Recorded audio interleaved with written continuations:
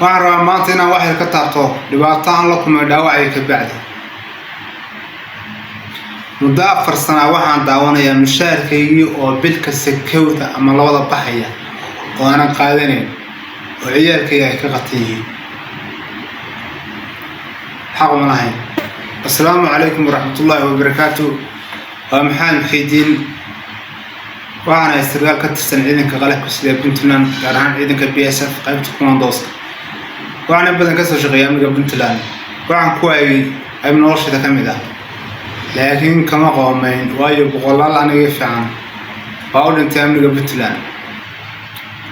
intaan u gudbin ujeedada hadalkayga, aan wax yar ka iraahdo meeshii aan ku dhacmay, shaqadii aan hayay iyo xilligii. taariikhdu markay ahayd 1 Oktoobar 2014 waxaan qaadnay howlgal dagaal oo ka dhan ah ururka Al-Shabaab. howlgalkaas waxaa qorshaysay dowladda Puntland oo madaxweyne ka yahay madaxweyne Cabdulle Cali Gaas. howlgalkaas waxaa ka qayb qaatay inta badan ciidamada Puntland sida ciidanka BSF, ciidanka daraawiishta, PNPF iyo booliiska. sidoo kale waxaan caawinay militariga Mareykanka.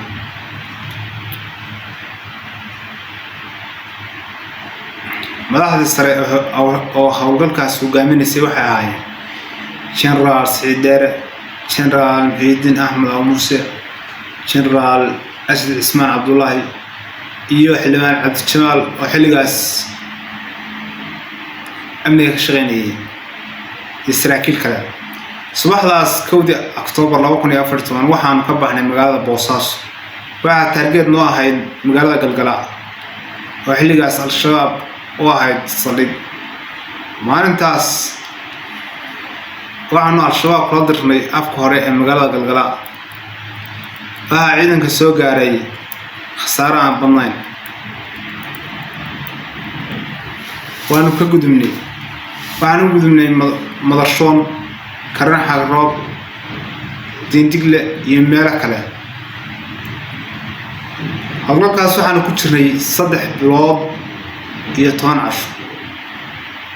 anigu xilligaas waxaan si gaar ah u xukumay koox special force oo ka tirsan ciidanka Commandoska, laakiin waxaan ka shaqeynayay guud ahaan howlgelinta Commandoska. waxaan ku dhaawacmay maalintii ugu dambeysay ee howlgalkaas. sawirkaas aad u jeedid waanu joogno meesha keynta ah oo raadiyaha gacanta ku hayo. waxaan ku xasuustaa maalmihii ugu dambeeyay ee howlgalkaas. meeshaas daqiiqada kahor waxaa dagaal lagu dhex maray ururka Al-Shabaab iyo anaga. waxaan rabaa maanta inaan wax yar ka taabto dhibaato aan la kulmay dhaawacay ka bacdi. muddo 4 sano waxaan daawanayaa mushaarkaygii oo bilka sakowda ama labada baxaya oo aanan qaadanayn oo ciyaalkayga ay ka qatan yihiin xaq ma lahayn. waayo dambina ma gelin, sabab kalena ma jirin. ma garanayo. mushaar keliya maaha.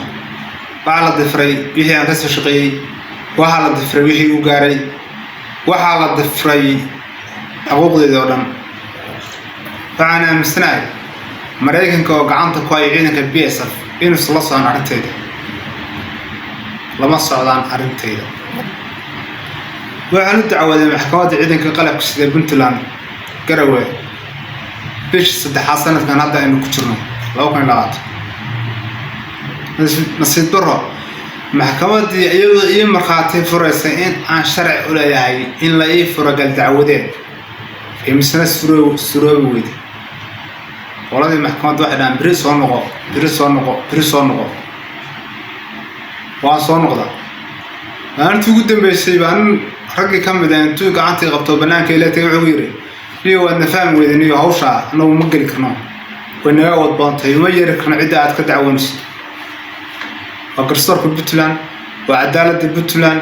aniga maanta haddii aan dambi galo ama laygu eedeeyo waxaa la soo tagayaa maxkamadda. halkan waxaan ka salaamayaa madaxweynaha dowladda Puntland, madaxweynaha iyaga. sidoo kale waxaan salaamayaa golaha wakiilada dowladda Puntland. وأن شاء الله برلمان كان أرنتيدا عن قارسية ولبا فدي بليه أرتوان سلام يا مرحبا السلام عليكم ورحمة الله وبركاته مدن مدحويني دعوان هاي مدن مدحويني الدعوان هاي هذا نقول دعوانية